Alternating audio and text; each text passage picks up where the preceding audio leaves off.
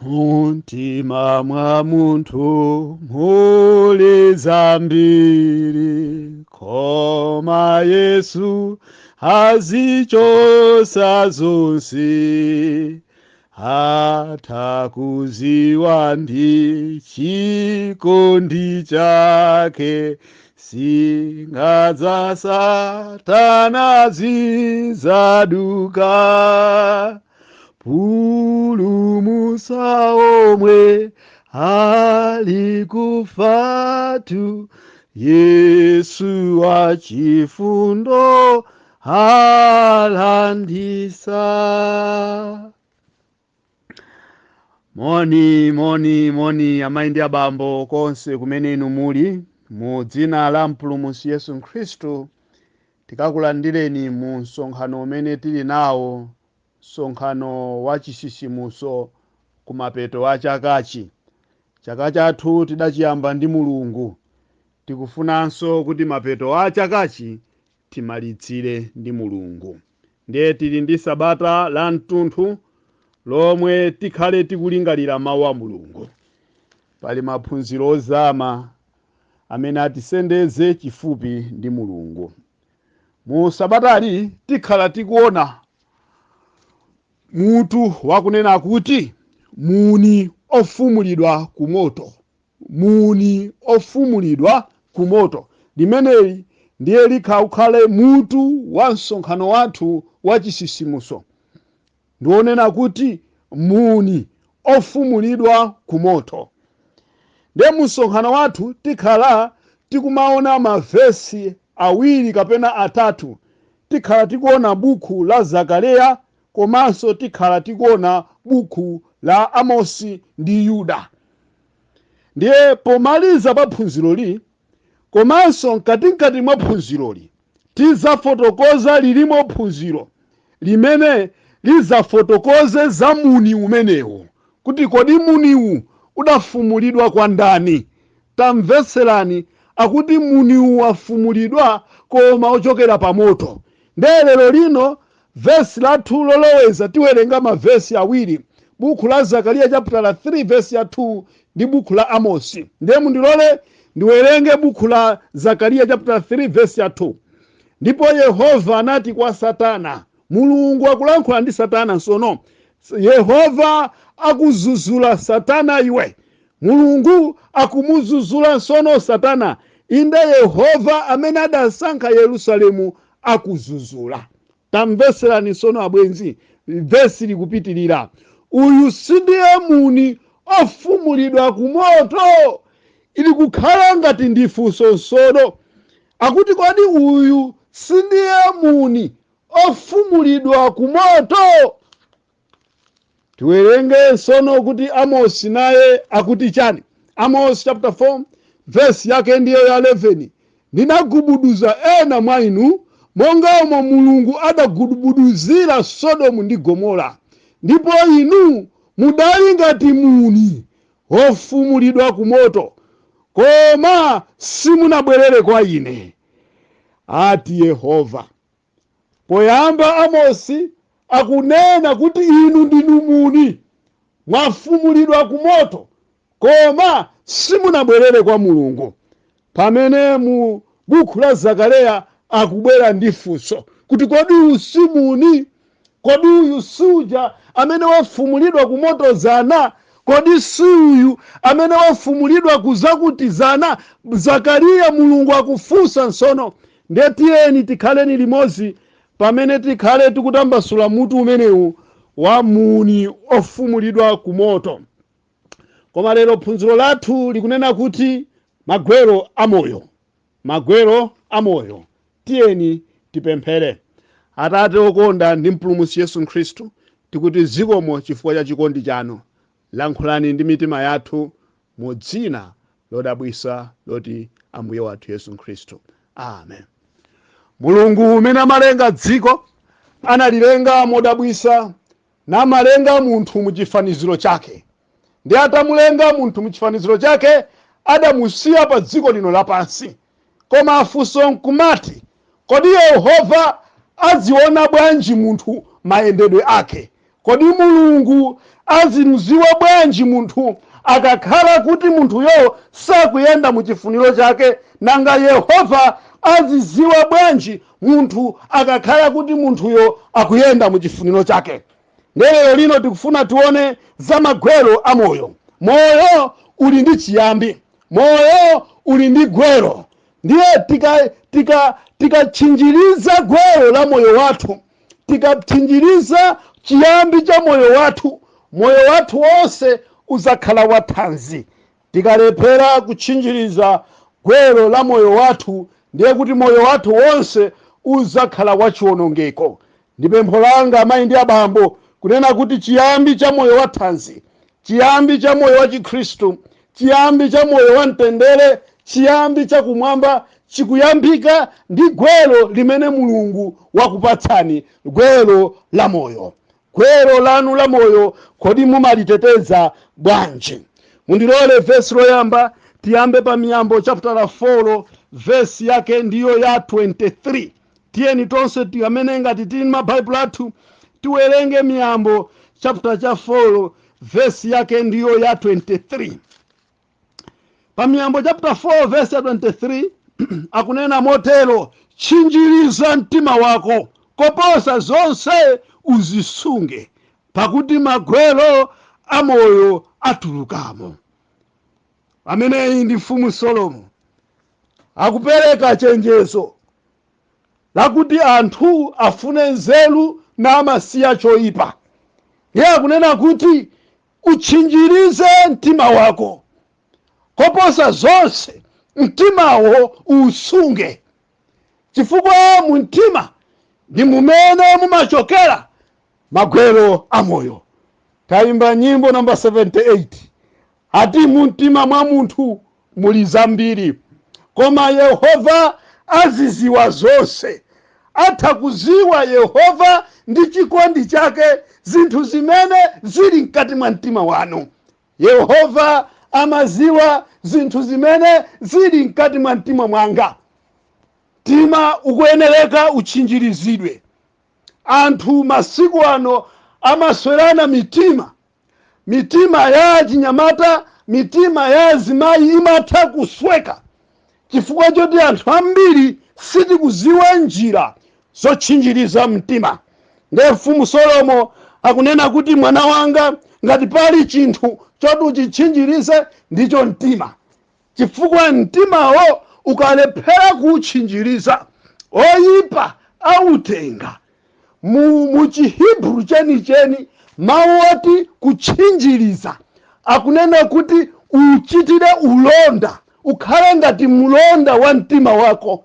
Ngati pangabwere chifamba chofuna kulanda mtimawo, iwe uteteze. Kutchinjirizako akuyika ngati kuteteza, chifukwa ngati pali chinthu chimene Mulungu amachiona kwambiri ndiye mtima wanu, mtima wanga. Funso nkumati kodi mtima wanu ndi mtima wanga tachita nawo motani mu zaka zimenezi? Mtima wanu, mtima wanga tachita nawo motani mu zaka zimene Mulungu wathu watipatsa? Tiyeni amayi ndi abambo tizindikire kuti ngati pali chinthu chimene inu ndine tinayenera kuchitchinjiriza kwambiri, ndiye mtima wanu ndi mtima wanga. Tiwerenge buku la Luka chapter 21 verse ndiyo ya 34. Luka chapter 21 verse ndiyo ya 34 akunena kuti koma muziyang'anire nokha kuti kapena mitima yanu ingalemesedwe ndi maidyaidya ndi kuledzera ndi zosamalisa za moyo uno, ndi kuti siku ilo lizafika inu mozizimusa ngati msampha. Ambuye wathu Yesu Khristu nawo pobwerera kumwamba anapereka malonjezano kwa ophunzira ake. Ngati pali chinthu chimene inu muyenereka kutchinjiriza kwambiri ndiye mitima yanu, kuti mitimayo itha kulemedwa ndi zinthu za dziko lino lapansi. Mtima umalemedwa Mtima ndi umene umakhala pa chidenja chonyamula zinthu zilakolako zonse zimene ife timazikhuma. Ndiye Yesu akunena kuti tikaulephera kutchinjiriza mtima, mukaulephera kutchinjiriza mtima wanu, Mulungu podzabwera adzakupezani inu musadakonzeke. Chifukwa chani?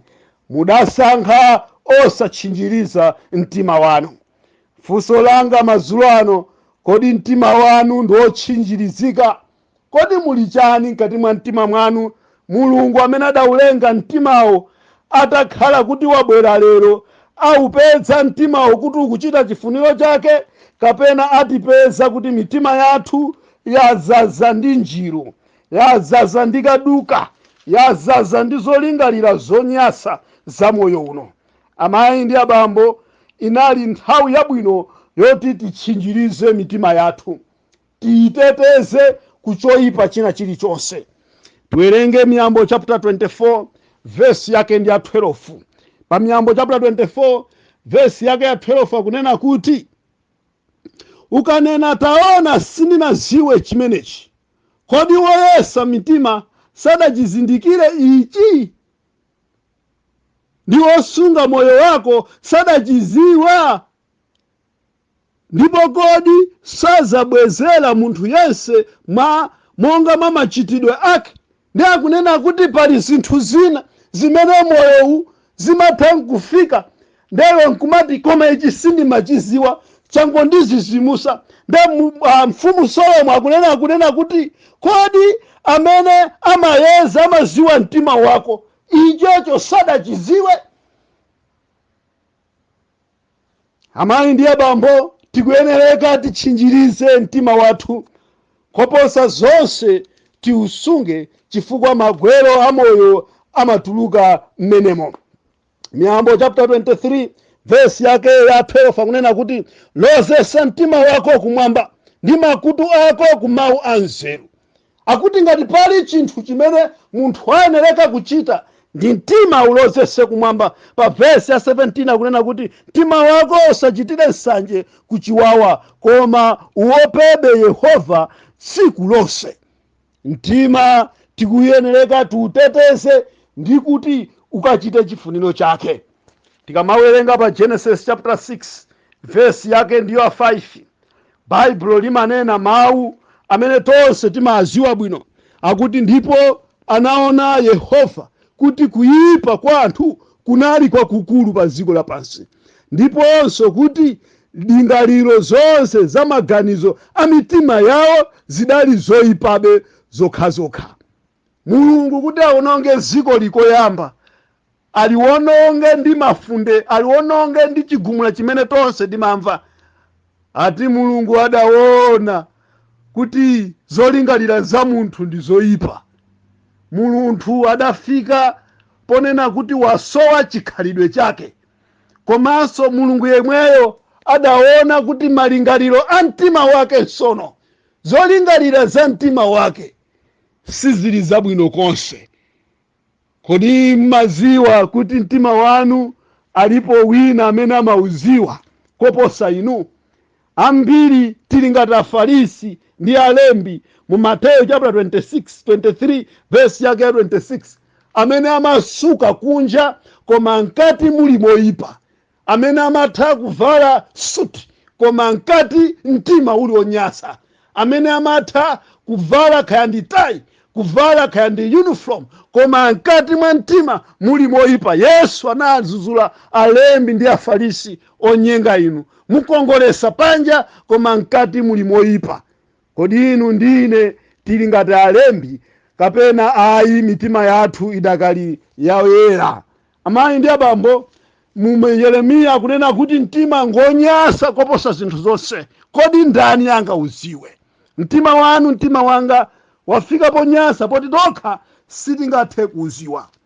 Koma lero nimafuna ndinene kuti mtima woyipa chotere, mtima umene ife sitingathe kuukonza, mtima umene ife sitingathe kuuziwa, umene magwero amoyo amatulukamo, alipo wina amene angauthe.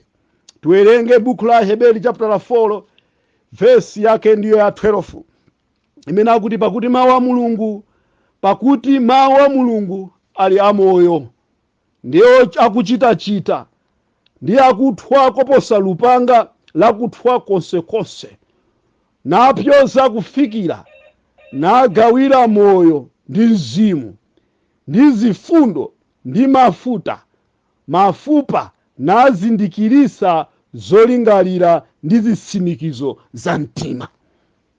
Paulo yakulemba buku la Heberi akunena kuti ngati pali chinthu chimodzi chimene chili cha moyo ndiye mawu a Mulungu. Mawu a Mulungu ali amoyo, akhonza kupyoza. Mawu a Mulungu ali amoyo, amafika mu mabone marrows, komanso mawu amoyo amatha kuchiza mtima omwe ngosweka. Kodi mawuwa ndi chani? Yohane chapter 1 verse ya 1, pachiyambi panali mawu, mawu anali kwa Mulungu, mawu ndiye Mulungu. Verse 14, mawu anasinthika nakhala thupi, ndipo ife tidaona ulemerero wake. Mawu a Mulungu ndiye Mulungu mwini. Mawu a Mulungu ndiye Yesu Khristu.